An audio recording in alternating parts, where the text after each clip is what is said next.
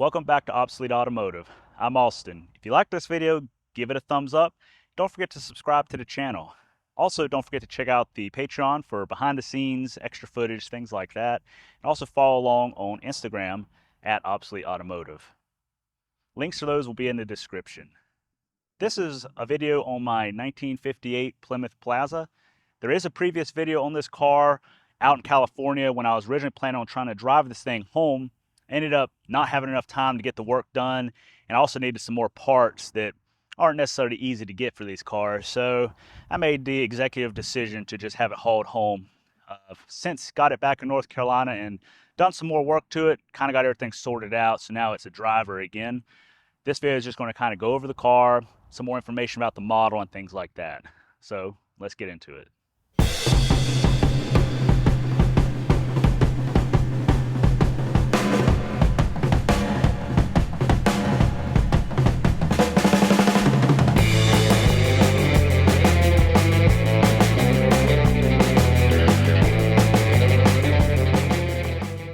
What you see here is a 1958 Plymouth Plaza four-door sedan. Factory colors are blue bonnet blue with an iceberg white top. This Plaza is kind of unique in the fact that it has a lot of options you don't normally see on these cars. The Plaza was the cheapest model for a 1958 lineup. And this one has a lot of options, like I said, that you just don't see. First of all, it has full wheel covers. You don't really see those on Plazas because these were the cheap car. It also has stone guards.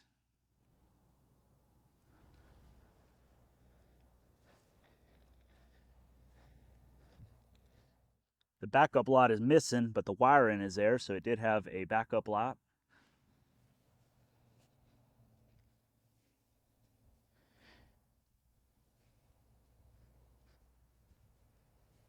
Windshield washer, that's the jet. It squirts onto the windshield. Has variable speed wipers, day-night mirror, power steering. Just a lot of things you don't normally see on these low model cars. This car is equipped with a 230 cubic inch PowerFlow 6. It is a flathead 6. The GM alternator obviously is not original. Somebody modified that. A generator would have gone there. It also has a Weber carburetor mounted, also not original, and neither is the old electric fuel pump. Though otherwise, the car is mostly stock. The interesting thing about this car is that it's a 6-cylinder and it's equipped with power steering. You can see the power steering pump there, and the lines going to the steering column. I've never seen another one. I know it was offered, but obviously a lot of people did not check that box when they were ordering the cars. Like I said, I've never seen another one with power steering, so this setup has to be pretty rare. You can see the power steering pump here, and there's this huge cast bracket that would have mounted the generator.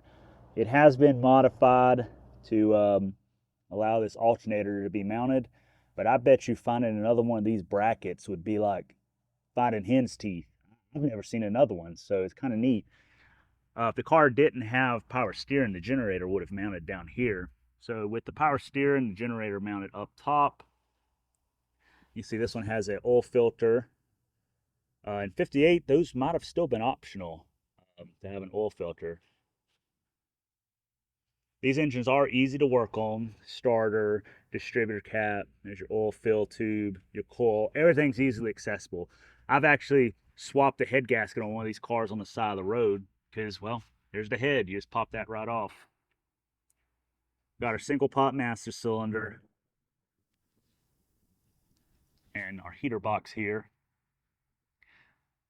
which was an option as well. And you can see that it does have the Mopar Jiffy Jet washer bag. It is missing the cap, but that would have ran over to your pump and then up to this jet here to spray onto the windshield. This car was also equipped with undercoating, which also included this underhood fiberglass pad, which is since left the building, but that was another option this car had. So we got a lot of options on this car. Like I said, it's odd just for the fact that this is a cheap model car.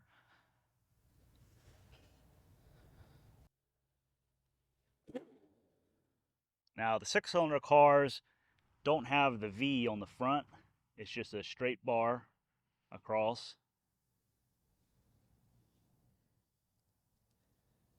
This car is in really good shape. It has some surface rust, but doesn't have much for rot.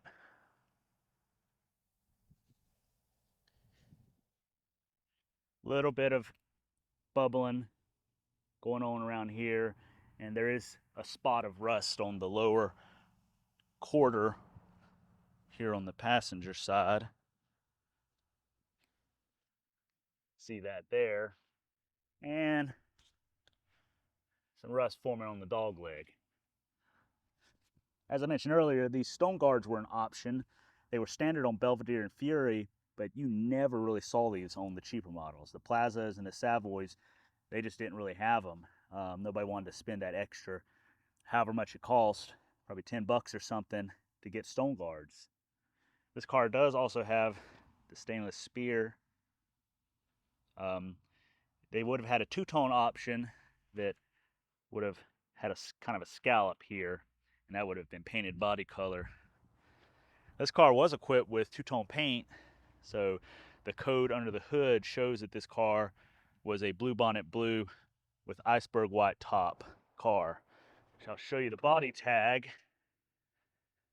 which is over here.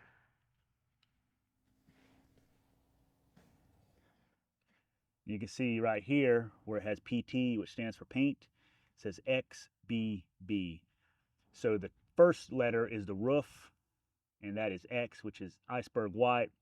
Then you can see BB, so the next letters would be the body color and the sport tone code. And you can see this has B and B, so it's blue and blue, so there's no sport tone on this car. So it's got a white roof, blue body, and no insert color because it's blue as well.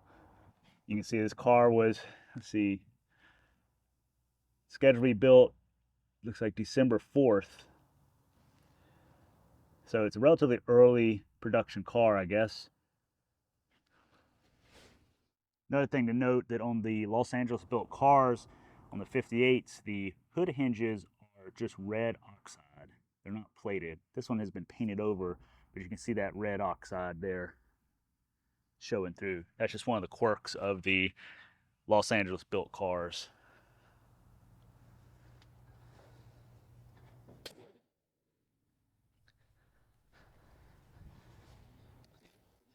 The interior of this car has been redone.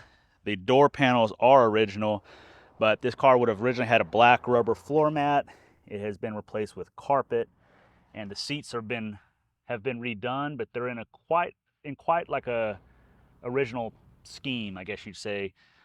This is about what the original seat looked like, which was vinyl and cloth, but obviously it's been replaced. But they did a good job of kind of trying to replicate it. The headliner of this car is probably a Mouse City at one point, so that just needs to be ripped out. It's not in good shape. You can see that when you open the door, the dome light don't come on because it does not have the plungers to turn the dome light on. So you would actually have to flip the switch up there to get the dome light to come on. Now this car, being equipped with power steering, comes standard with the deluxe wheel. You can see in the center has power steering. You could get this steering wheel without power steering. This would just be a solid silver piece instead of saying power steering. VIN number on these cars down here on the door jamb. See the dash layout here, gas gauge, oil and amp, temperature gauge. This is where a clock would have gone if it was optioned with one.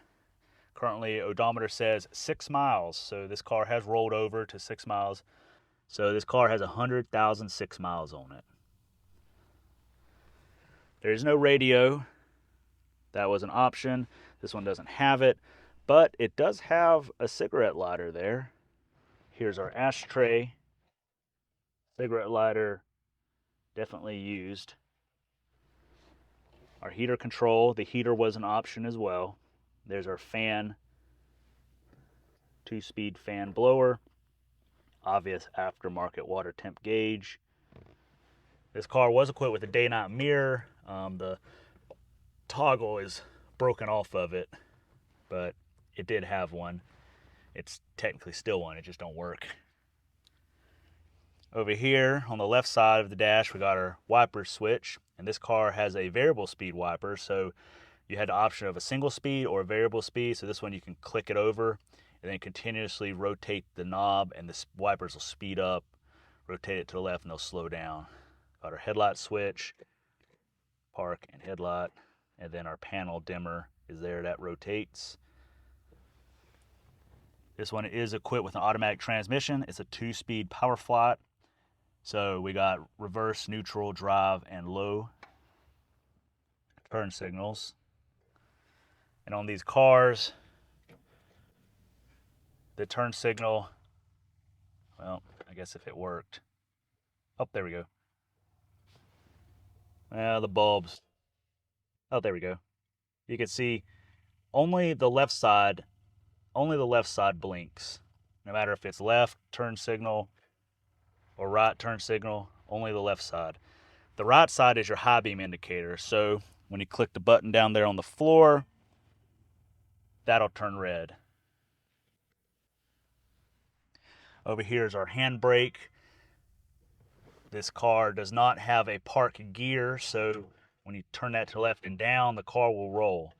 There is no park, so you got to make sure this is in good working order.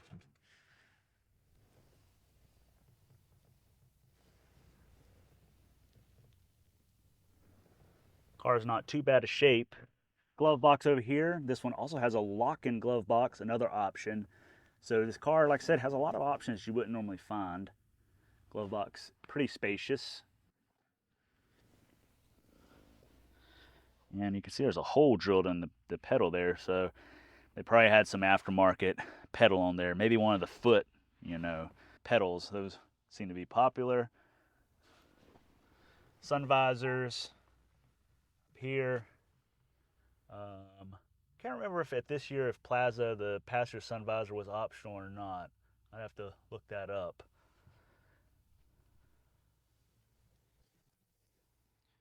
Oh, should also mention, to lock these cars' front doors, you push the handle forward. There is no lock knob, so you push it forward to lock, pull it back to open. We do have a vent window here. Push the button in, push it out. A little stiff. There we go.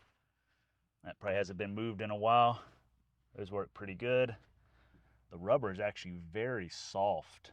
So this car definitely was kept inside for a good portion of its life. Window crank.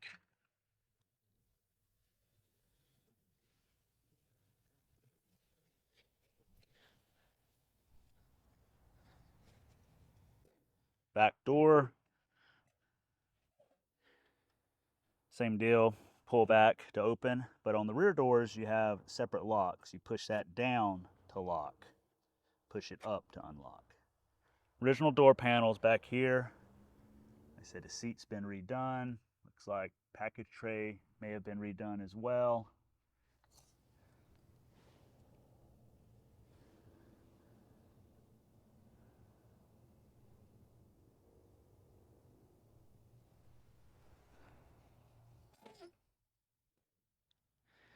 Our gas door here.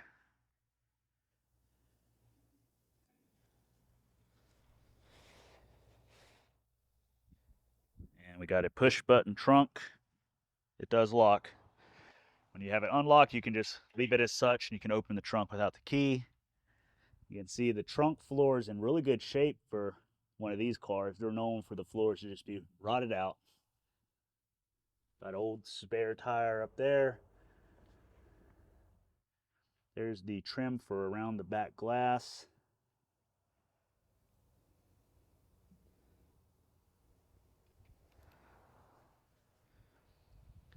Trunk weather strip channel is in good shape. Those are those have been known to rot away.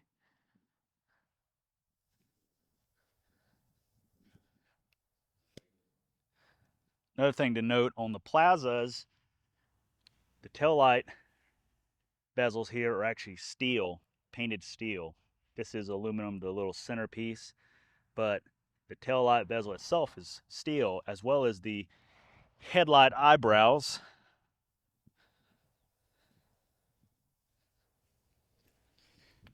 These up here are also painted steel. That was only on the Plazas. Savoy, Belvedere, and Fury all had aluminum eyebrows and taillight bezels. The Plaza is also the only one that had this short fender spear. The Savoy and up had one that kind of was like a shark fin.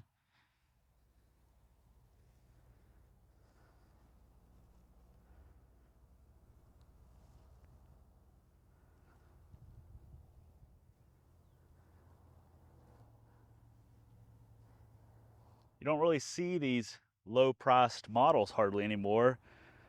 Unfortunately, a lot of people like to use them as parts cars, so it is nice to see one that survived all these years.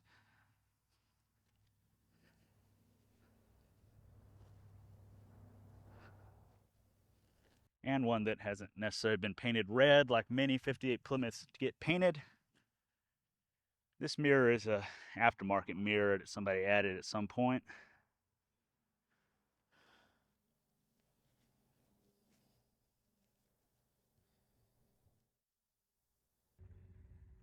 Now to drive this car, it's pretty simple. You just turn the key and you can push R to go reverse, release the handbrake, and we're going backwards.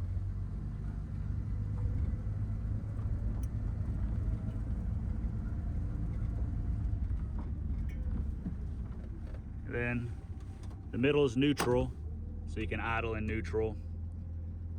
Go into drive, you just push D, and L is low, so that'll keep it in first gear. Like if say you're going down a hill or something of that sort where you wanted to keep it in first. So got it in drive and gas.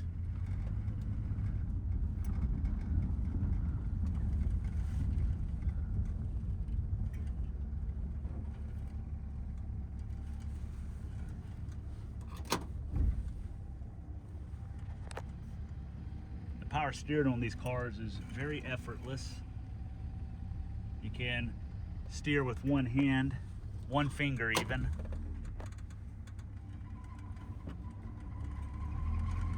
Need to tighten that belt, it sounds like, but you can see, very easy to drive.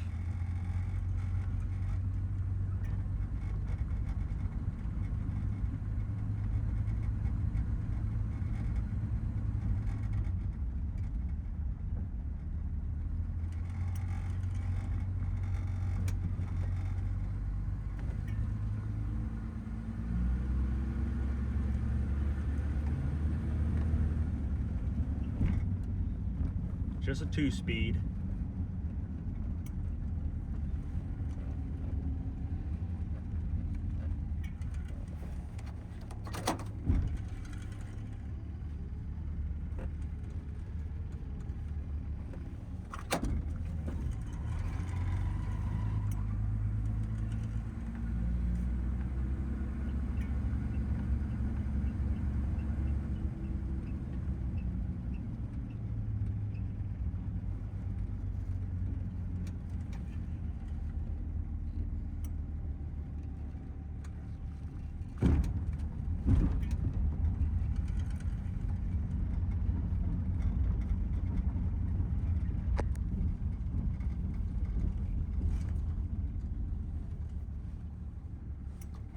You put it in neutral, pull that e-brake out good, and off. Another common question, how long is this car? A little over 17 feet from end to end. Another common question, what did this car cost brand new? I'm not going to pretend to have all this memorized, so The base price of the 58 Plymouth Plaza four-door sedan was $2,277 in 1958. In today's money, 2024, that would equate to $25,791.78. And that's straight off of the Bureau of Labor Statistics. I did a inflation calculator using that website, and that's kind of what it came up to. So in today's money, this car was $25,790-ish for the bare bones model. This car has a lot of options. So we got heater and defroster, we got power flat automatic, power steering, wheel covers, windshield washer, variable speed wipers, undercoat and hood pad, white wall tires. We got two-tone paint. We got all kinds of options like, the stone guards, the lock and glove box, stuff like that. Now, there was probably a package to get certain things all in one. But breaking it down, this car ended up being around $2,800, $2,700, $2,800 new with all the options. And 2705, which is kind of what I tallied up, $2,705 in today's money would be $29,350. So that's kind of expensive, I guess. But comparing how a lot of new cars cost now, not too expensive. So to put it in perspective, the 58 Fury, which was the top of the line, two-door hardtop, the cream of the crop, they only made 5,300 some of them. That base price was $3,032 in 1958, which would be $32,898 today. So, I mean, there wasn't a huge gap in terms of costs. Like, you wouldn't find a Plymouth that was, in today's money, $100,000, which seems to be the case for cars today. If you get like a super high performance car, you could be spending close to $100,000. So the scale of things, I guess, was a little more constrained back in 1958. Now, in 1958, it was a recession, so sales slumped. And they did offer a model of the Plaza called the Silver Special, and I used to own one actually. They're quite rare, but the kind of base price for those was $1,958, 1958. So in today's money, that would have been $21,245. Basically, a dollar in 1958 was close to $11 today. So you can kind of do the math on how much things cost. So like I said, there was a slump in 1958, a recession, so they didn't sell very many cars. So 1958, they sold 443,554 Plymouths. In comparison, in 1957, they sold 726,009 Plymouths. So everyone had a slump.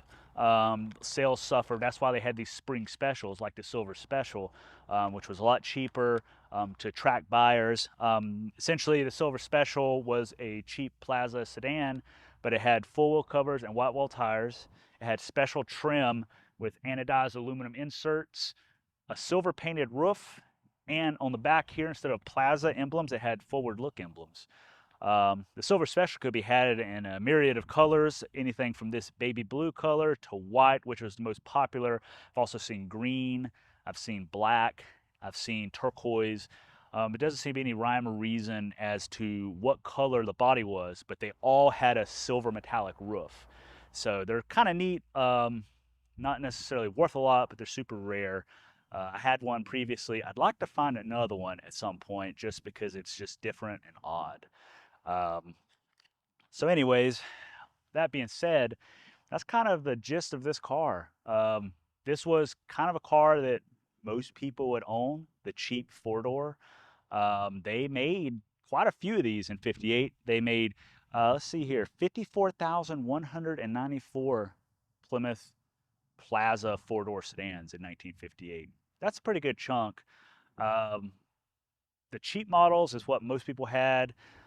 That's what they could afford. You got to think, we're talking, this is your family sedan. So, not everyone had the two-door hardtop, the high-performance engine. This one's a little interesting. It's got extra options that you wouldn't normally see on one of these cheap models. That's why one reason I had to have it. It's just super oddball. But it's kind of neat to find these still in the wild. So seeing one out and about is always nice. I do usually get a lot of people flocking to cars like this because this is what they remember. Not everyone had a Fury. You know, they only made a little over 5,000 58 Furies. That's what everybody knows. But the majority of people had the Plazas, the Savoys, and if maybe the Belvederes. So keep that in mind. Not all cars back in the day were the sporty, awesome, high performance, flashy colors and all that that people think was the 50s and 60s. That just wasn't the case. Most people had black wall tires, dogdish hubcap sedans, in one color with no options. So this is a unique car, and I'm glad to own it. And hopefully you enjoyed this video, kind of showcasing the thing. It's actually sold, going to the movies, so it's going to be featured in films in the future and such. So it's going to be going away because I have had so many cars come in, some had to go. So anyways, that'll be the last video on this car. It's going to be leaving soon, and maybe we'll see it on the big screen. So keep an eye out for a Plaza four-door sedan. You know the intricacies of this car, so if you see it on the screen, this is probably it. Well, I hope you enjoyed this video on the 58 Plymouth Plaza. I'm Austin again, and thanks for watching Obsolete Automotive. Be sure to give this video a thumbs up, and don't forget to check out the Patreon, Obsolete Automotive as well, and the Instagram at Obsolete Automotive. There is a Facebook discussion group as well. I will post the links to all that in the description for you to check out. Thanks for watching, and we'll catch you on the next one.